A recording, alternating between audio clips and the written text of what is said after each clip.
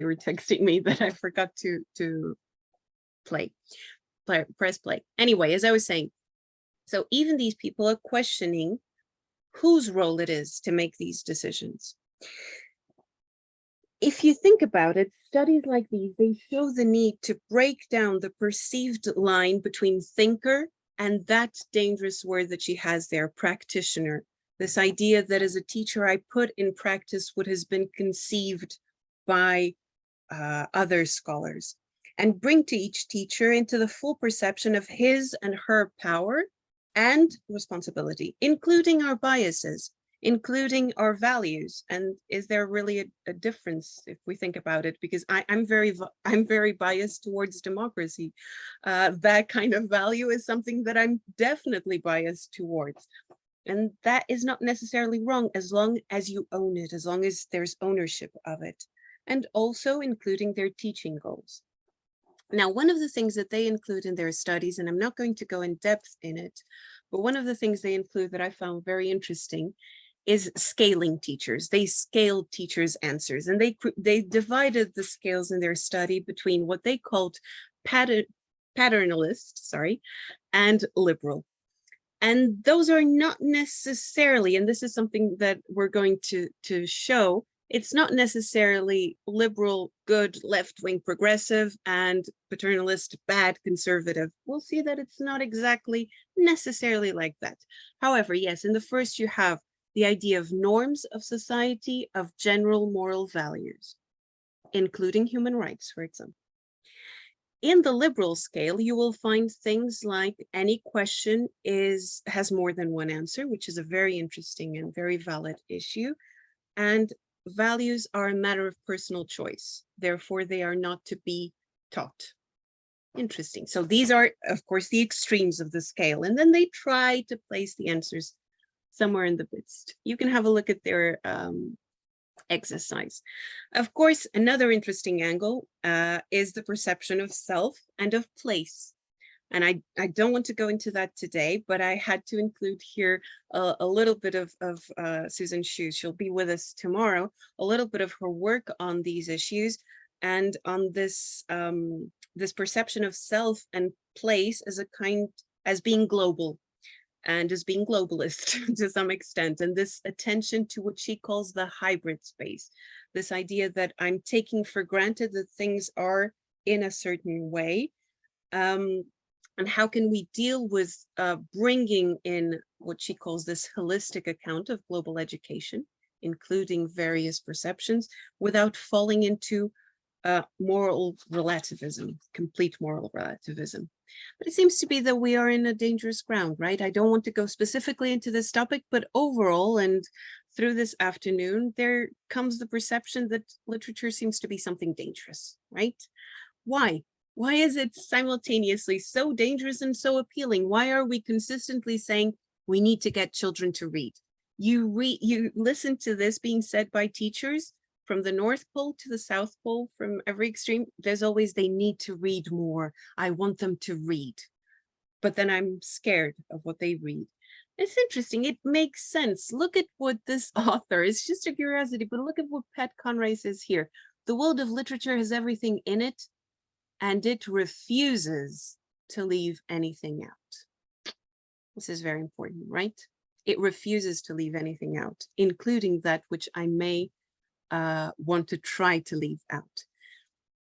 And this sense of the vicarious experience. He talks about feeling like he danced with Anna Karenina, or that he rode with Don Quixote, or that he walked the streets of Dublin and had nightmares about slavery in other novels.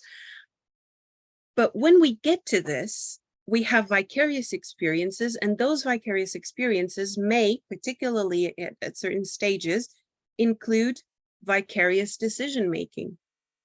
I'm agreeing with the character, not agreeing with the character, sharing in the decisions, not sharing in the decisions, and seeing the consequences beforehand. And then look at another thing that he said here that I also loved. He said, all of this that turned me into a writer, all of these wonderful, luxurious experiences, all because I listened to my fabulous English teachers. and soaked up every single thing those magnificent men and women had to give. Very, very interesting. What are the dangers of schoolifying? What if those men and women were not magnificent? What if I had teachers of literature that through literature were able to create content that I as a child would soak up, but that every single thing that those dreadful men and women had to give? Sometimes it could happen, right? And we'll see cases of that. Overall, and I really want to bring Blakey into this. I love this author, Blakey Vermel. She talks about why do we care about literary characters? Why are we involved emotionally in this? And she says literary, of course, she's taking it into another direction, but she does say this, and I absolutely agree. She says literary theory and criticism are profoundly, irreducibly pluralist. And when there's pluralism, there's choice. And there must be self-acknowledgement of that choice. If I'm interpreting the text, I'm not decoding the text. I'm not saying this is the text. If I could say it in other words, it wouldn't make absolutely any sense. And of course I had to go to Robert Hine. I know that this is a very well-known quote, but I had to go to him when he says, what society wants its children to know reveals what that society wants itself to be. And this self-acknowledgement of choice, of the fact that there's always choice, is relevant. We can't escape the fact that we choose, but we can make ourselves, we'll get to that with some soon with Professor Colin, and maybe with some of our other guests.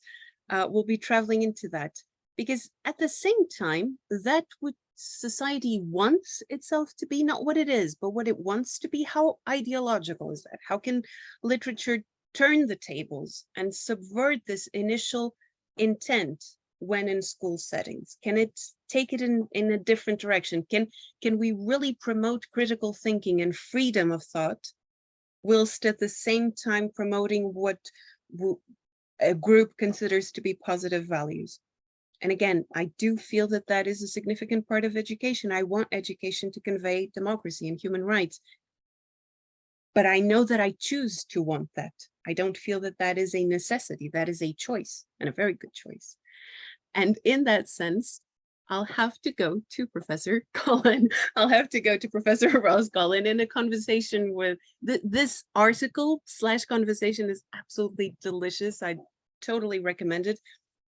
As well as these very recent studies. I haven't read the second one, and I'm a Murdoch specialist as well, so I'm really, really psyched to read that one. But look at what Colin tells us here. Ideology and interaction, debating determinisms in literacy studies. If you looked at the article, you can tell who is saying what. It's a very, very interesting device. And in one of Professor Colin's parts, he said, it's really a dialogue, and he says, although I endorse the argument that ideology must be considered when analyzing literary practice, I contend that it must be seen as co-evolving with, not as determining other social phenomena. And this is so incredibly interesting. And if you look at the rest of his more recent work, this recent work includes the classroom setting as a kind of enabler to confront diverse readings, for empathy, yes, but also for this notion of otherness. The fact that when you are reading in a classroom, literary study as an education in moral perception and imagination, these two concepts. You'll get to hear him in a few minutes and ask many more questions, but I really feel that these topics could be the answer. And in fact, using in literature in education should be always turning every argument on its head, including our perceptions of ourselves as readers. And I wanted to do a little meme thing here with William Flesh's great book as well, Comeuppance. He talks about our ethical reactions to reading, but he says this: an innate capacity for and tendency towards altruistic punishment, this third-party punishment, which is basically when you see something that you consider wrong, but it doesn't affect you, and you still punish the person who does that, even though that doesn't come with any benefit to you or even with some with some harm. He gives a very simple example. Imagine that, or I don't know if it is his, but someone does. Imagine that you are in a queue and you see someone jumping the queue, cutting the queue, but it's not in front of you, it's in front of someone else. And you still point that out. You're putting yourself in an uncomfortable position. The person may be upset. There's no benefit to you, but you're having this altruistic punishment of the evildoer. And he says this is, to him, a central human psychological phenomenon for our interest in narrative. That's his theory. Our desire to see the good rewarded and the evil punished, whether they exist or not. And Louise would say, well, this doesn't go as planned, because this goes in the past direction of exact notions of good and evil. But what if we take it a few centuries back and think about how it can be the other, I can perceive it the other way around. Think of Daniel Defoe with Moll Flanders and Roxana, where he gives you in the first pages prostitutes or women with dissolute lives, and he tells you, but they are amended. All their evil was punished, and now they've become good, and any reward that they now have is based on they now being good. But now let me give you 300 pages of telling you just how naughty they were. And let me just give you all the juicy details of their naughty existence so that you, reader, can indulge in a sanitized way. I'm reading all these dreadful things, but I know from the first page that they're going to be punished and be recuperated in some sense, be restored to kindness. So what if that is part of it as well? It could. What I wanted with this example is always this idea of turning things around. And this is so important to teachers. I've collected a few examples. One of them is actually in this room. I won't be naming names, but I've collected a series of testimonies of teachers and authors throughout this experience. What are these? These are just tips for me to remember. For example, the political statue. This was an example that happened with 5th grade. This is 10-year-olds. And you had a group of teachers coming together.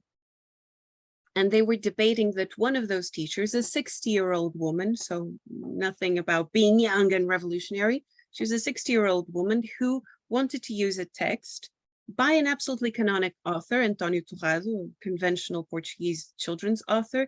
But in that book, there was a statue of Salgueiro Maia. Salgueiro Maia is a very positive, not political, a hero of the revolution for democracy, but that then doesn't take any party sense of politics. The other teachers said, but you're teaching that to 10-year-olds. They're going to ask who that was. Their parents might not enjoy that. They may feel uncomfortable. We want you to stop teaching that. It wasn't just, we don't want to teach that. It was, we want you to stop teaching that. You crazy, you 60s lady that comes from the mad 60s. When did this happen? When did the revolution happen in Portugal? 1974. When did this conversation happen? 2004. It was in my internship year. I was a witness to it. So you had a 60-something person in the exact year that the revolution turned 30 years, having people that were her age and younger telling her, please change that. There's a statue of a guy who defended democracy. Dangerous, dangerous. A different one, the Spinster Maiden's Complaints. I love this one. I was being a supervisor to teachers. And there's comedy. This is also Portuguese literature, Gil Vicente, Farsa de Inês Pereira. It's supposed to be a comical part where a girl complains about having to do house chores because she's not married. And so her mother asks her to do house chores. And she feels that she's being abused because she's a girl. And she complains a lot. And so the teacher was telling them, so do you notice the comedic aspect? And those 16 and 17-year-olds didn't find anything funny about it. They didn't feel that she was exaggerating. They didn't feel that she was being a satirical character. They felt that she was right. allow me to tell you that so did I. And I was pretty happy when they did. But it was very interesting to see how the teacher, I remember because I was the supervisor, the teacher that was working with the trainees told me, but it should be funny. They should see that it's funny. It's in the book. Gilles Vicente meant it as funny. Yes, and it's so interesting that they didn't. And it's so interesting to bring that to the debate.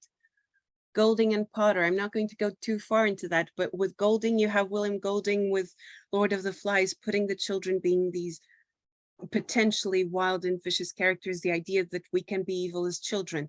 Dennis Potter did the same thing with Blue Remembered Hills with a play, but he left one specific note.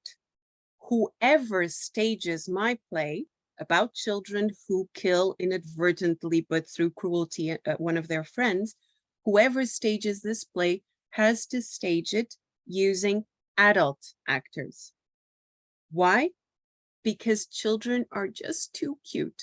It's his expression. They're just too cute. You can rationalize, you can read a novel and accept that children can be evil, but if you look at them being evil, well, they're just so sweet and so tiny, and they didn't really mean it. And look at their voices, and they're so. You have a brilliant text by Potter saying, "Please do not have child actors doing this. I tried; it doesn't work. No one will see evil in a child." Very interesting angle. Another kind of discussion: Frankenstein. This I did with my literature students. Who's to blame for Frankenstein? The doctor? Nurture or nature, right? Is Frankenstein's creature evil because he commits evil doings, or is he a victim of the doctor because he wasn't taken care of by him? I had two students, this I work with first year students. I had two students, very, very good students. And this was my first year teaching higher education. And they said, I think this, oh, I think that. And I said, okay, let's have a class debate. Okay. But who's right? I said, I'm not going to give you I can into the discussion, but I'm not going to tell you that one of you is right. I want you to support your ideas. And they ended up writing essays about this. And it was so interesting, more than the essays itself, which were good as well, but it was so interesting to see how the whole class changed in the sense that, what do you mean? I can write the opposite of my colleague and get just as good as a grade as him or her? Yes, if you support your ideas, if you support your interpretation of the text, that's the joy of literature, because it's not factual. And that is something that I still resort to. So I'm going to go with Colin McGinn. I know he's completely canceled and everything, but let's just forget about his private affairs, literally. But let's just look at what this philosopher had to say about Frankenstein. He says, the story is complex, pregnant, and salutary, an emblematic tale of moral metamorphosis. And that really is part of it, right? This idea of change. And then he says his story is our story, writ, gigantic, and ugly. So it's in big, big type. In this line, and I will not go in depth into these things, but I wanted to show you something that you can actually attend if you are in London or will be in London around this time. Stephen Bourne is a historian that focuses on marginalized history. So he focuses on LGBT communities and Black communities, particularly in the World Wars. And so he studied Black soldiers, Black members in the British Army. And he really wanted to show how, and look at what they said here. This is in 2005, this idea kids must learn our Black history so that it's not just a copy of the North American Black history, this idea that everything was the same all world round. Bourne got into a lot of trouble to get this book published. First of all, to get the second edition of Black Poppies once, and he was told a horrific thing by one of his publishers. He says that he was told, Black people don't buy books. White people won't care about this. So no, we're not publishing it. So dreadful situations. This was into the 2000s, okay? This is Black Poppies is published in 2014. And then this year, this month, so clearly this wasn't part of the presentation up until a few weeks ago, this week he published a kid's version of Black Puppies.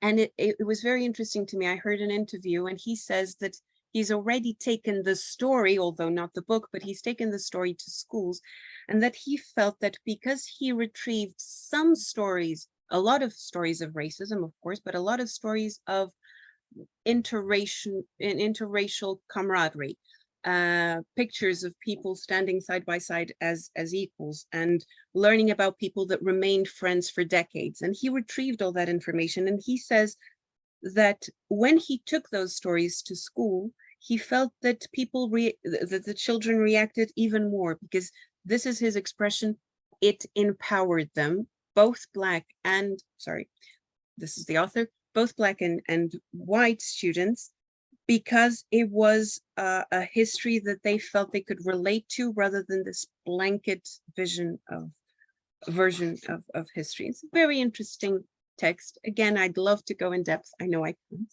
I'm looking at the time. I know I'm buying off a little time here. But overall, no matter how well-intended we are, there is always the danger of molding our young readers, right? Reinforcing our ideological stances through our metaphoric frameworks. That those metaphoric frameworks, they linger. And that is the ultimate insidious aspect of literature, right? This idea that what I was taught from literature, almost without saying, is what is. It was always like this. I've included here, this is a picture taken in 2022 in Museu do Aljube. Don't worry, it's not something published in 2022. For Portuguese readers or readers of Portuguese, you can find that this was part of kids' books during the dictatorship. And you will see the father who's very, very tired, that was away all day, and the children say, "Oh, poor daddy, mom, come, let's go to our hero." And he says, "Yes, I've worked so much, I come really tired, but I was thinking of you. And I was telling myself it's for them that I work." And then the little girl, she is becoming this expert in house chores. And the mother says, "Good, when you grow up, you will be a good housekeeper to your husband." Very, very good. But this, of course, was pre-74, right? We'd wish. Raising Your Kids Right is a book published in 2011 about an undercurrent of conservative bibliography for children in the US.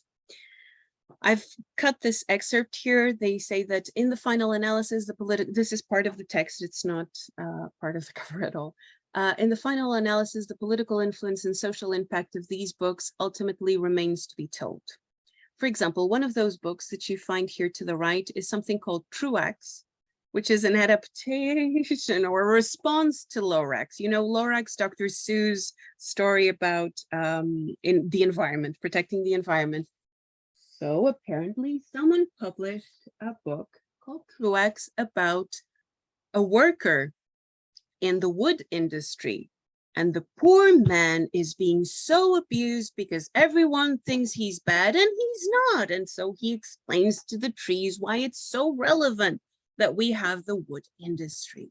And these books exist, okay? These are not parodies, and it's only going to get worse from now on, believe me. This existed pre-2010. Curiously enough, Michelle Ann Bates said in 2011, the impact remains to be told.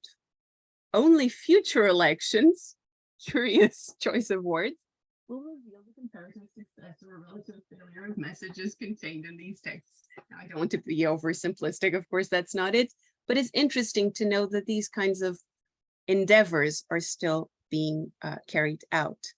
None of these are jokes. I double checked. I promise you, I went down some very shady neighborhoods to get to these. These are real children's stories. Donald drains the swamp. Lists of conservative books for your kids. Good guys with guns, because guns are good. Guns protect you. Make children's books great again. You have publishing houses devoted to these things. Liberty Lane, a conservative children's book series. The Little Republican. And some of these, of course, have great support, Fox News, for example, but in particular, one specific reader. This is real. I promise you, I double, tripled, quadruple checked it, contacted people to make sure that this was real and that no one was pulling my leg with this. This book exists. It's called The Plot Against the King, Donald. It was written by a man called Kash Patel. Kash Patel was an aide to King Donald in real life. Kash Patel is also a character in his own children's book. Kash Patel in interviews says, when they asked me to do this, which is a very interesting way to talk about your fiction book, right? When they asked me to do this, a retelling of, this has to do with the email issue with Hillary Clinton. When they asked me to do this, I felt it's not going to work. Doesn't seem to be something very his, right? And so you have this kid's story. This is not a parody for adults. We can laugh at it, but it's not. And that's the scary part of it. This is not a montage. This is what he wants. He wants young children to be reading about how poor King Donald and the evil, prepare for it, Hillary Clinton, the evil queen, tried to defeat him. So this is the first election, right? And this evil Quinton who tried to defeat him failed, and he became king to make the kingdom great again. I know that this looks like Saturday Night Live, or I know, but it's not. That's what is so dangerous about these things. In fact, Google tried to ban this campaign. Amazon stopped selling it, then it sold it again, then it's blah, blah, blah, blah, blah. And Donald Trump himself, not on Twitter because he doesn't have Twitter again, but on that truth thing that he has, he published on it saying, tell our youth the truth. They deserve access to the truth. Let's put this amazing book in every school in America. So I know that a lot of this almost looks like satire. It isn't. You'll find things like, help mom, there are liberals under my bed. Yes, of course, adults can read this and enjoy and have fun, absolutely. But it mixes those winks at adults who recognize it with tales for children within the book. And it's supposed to be readable for children. This to the right, this is even worse to me. It's called, Why is Feminism So Silly? And I really felt, okay, now this is a parody. Why? Because it comes from a publishing series called Silly Books. So clearly Silly Books parody, come on, they won't deceive you. And then I got that their use of silly books is a way to make us comfortable to say, oh no, that's just a parody. It's, we will decode what is silly about cultural issues. And there's worse. There's worse to come. Look at the terminology that they use. This is called the Tuttle twins. I know that I've barraged my time. I'm really, really sorry. I have connects in the, in the organization, so I'm just going to buy a few more minutes. But look at the trends that they use. Are your kids being brainwashed by those liberals? Our children's books will help teach your kids how the world really works. Now, who do you imagine is the philosopher behind every adventure of the Tuttle twins?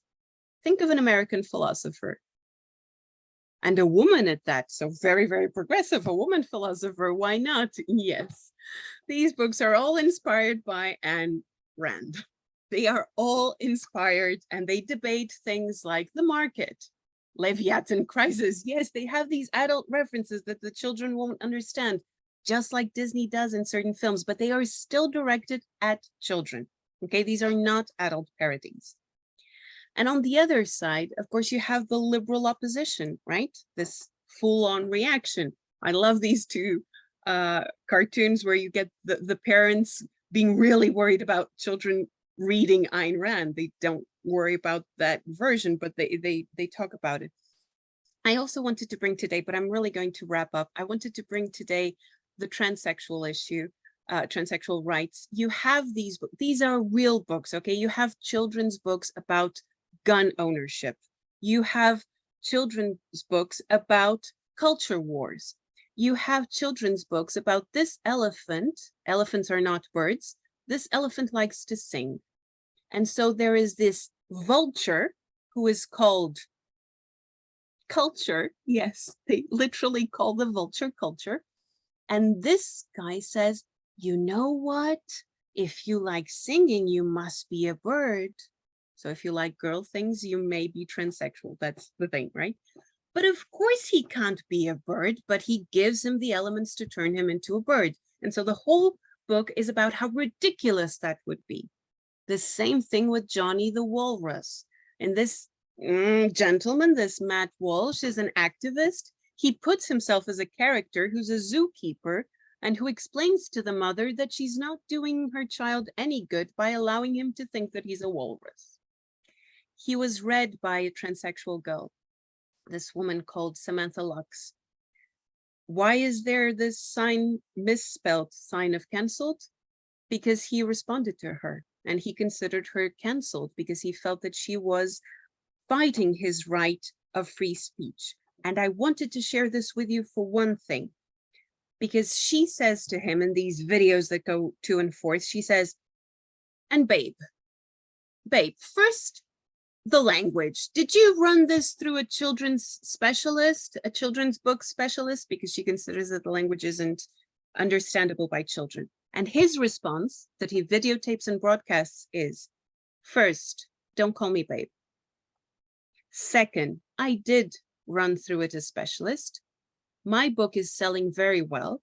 So I talked to myself and then there's a whole parody of, and I said, self, do you like this? And self said, yes, self, it's amazing, self. So yes, I did get the support of a children's book author. What's lying in here is this idea of freedom of speech equals end of experts, end of informed opinion. It's all the same. Where does it get? Portugal, you are not off the hook. It gets us here, right? It gets us to Portuguese families, one family, okay? Becoming these icons. This is propaganda, right? This is part of a website of propaganda saying, I will not let my children learn citizenship in school. It's ununderstandable. I can't. I have rights to my own freedom, my own opinion. So I will teach them what sexuality is. I will teach them this. And I remember the reporters were, because these kids are flunking this subject, and the reporters were asking the parents, but what if they teach them financial basic notions? Or what if they teach them recycling? Oh, we do that too, so the school doesn't need to do that. I teach them recycling, so why should the school? And they are keeping the children away from class. And this is still ongoing. This debate is still ongoing with the Minister of Education. So no solution. Max Butland talks about, and who will hear it tomorrow, talks about the idea of a balanced presentation of opposing views. There must be context, there must be additional resources, there must be transparency. So it's not that we can't deal with issues, it's that we must deal with it in a structured way. And I was starting to fall in love with this. I almost fell in love with this. This comes from, I didn't know this foundation, it's a Shoah foundation, it has to do with the Holocaust, but they really talk about all kinds of genocides. And they had all of these genocides, and they explain how to work with testimony from that. Create a rationale that is explicit, know the intended audience, provide historical context. Don't just use the text that you want. Encourage transparency, include additional resources, choose testimony and edit appropriately. And I thought, okay, this is perfect. This is the key. This is what I'm going to show at the end. And then, of course, what does that adverb mean? Edit appropriately. Appropriately to what? To whom? It's still me. No matter how serious and how responsible and how professional I am about what I'm doing and how ethically sound I am, at the end of the day, it is still me deciding what is appropriate and what is not. And this is a very good example of a possibility, and yet. So, are we never going to find an answer? I think we will. And I'm so proud to say that thanks to these authors that we have here with us today, the three that I've mentioned before and the other three that will be with us as well. Mata Anaya, Professor Mata Anaya, says that yes, we will never find an answer, and that is fine. In his text, The Age of Achilles, or The Futility of Literature, he says, is insatisfaction, lack of satisfaction, a universal, permanent part of teaching literature? We might say yes, without fear of being wrong, because actually there's no time without a particular regret, or teachers without potential disappointments that you don't get what you want. But does this mean that I shouldn't, that I just should teach them, okay, these are the adjectives, these are the elements, here you are, you've learned what Gilles Vicente means that this is funny, so this is funny. Doesn't matter what you think. Is that it? No, because there's time. Basically, he says it means simply that you have to choose and own your priorities, and to say, yes, I want to teach that content. I also want to problematize this. And some things I do from one type of perspective, others I do in a different kind of connection. So I can still teach content, that there was humor perceived by Gilles Vicente, by his readers at the time, or his viewers at the time, because it's theater, and at the same time allow for debate. How interesting that you, as a 21st century young person in Porto, in a big city, respond differently. Let's debate. Is it a time thing? Do you feel that everyone around you responds in the same way? Does everyone in this room respond in the same way? And both things can come hand in hand. I don't have to give up content, but I have to be able to freely open the doors for debate. And here I also resort to Cardenas Páez when he says, there are other things to literature, and that's the case of values. And these are not to be kept out. They are to be owned. They are to be acknowledged and problematized. And I know that I bashed on the right wing a little, so I'm not going to do it now, but yes, there's loads of examples of manipulation on the right as well, on the left as well. Let's not forget Soviet children's literature, and you have myriads of examples of Soviet absolute abuse and indoctrination. It's not a right or left wing phenomenon. It's a natural, inevitable part of the meeting of literature and education. But because it's inevitable, we have to come up with solutions. Professor Darcisio, just a few hours ago, he studies Paulo Freire's, and he talked about criticidad. We were talking about how to translate this criticity, the ability for criticism. It's really both, as we were saying, right? It's promoting the ability to criticize, to dialogue, to problematize, existential, he says, but also historical, social, political issues. And I love this idea, perpetually unfinished. I do not have to leave class with a conclusion. And that to me is absolutely relevant. And just to wrap up, because I really wanted to visit all 6 of you, I wanted to go back to Max Boutlen when he talks about solutions for these things. He talks about, first of all, having this double part of adhering and distancing yourself from literary reading, communities of readers, ethical and emotional and aesthetic shaking or quake. Abalo, it's a Portuguese word that works for both. You can think of an earthquake or just a little shake, but in any case, there needs to be some rocking. And the sense is that bringing literature to class shouldn't be peaceful. It shouldn't have exact answers for teachers. It should rock you a little bit, and you should be rocking your students, and it should be different every year. Sorry that I robbed so much time. Thank you so much for your attention. And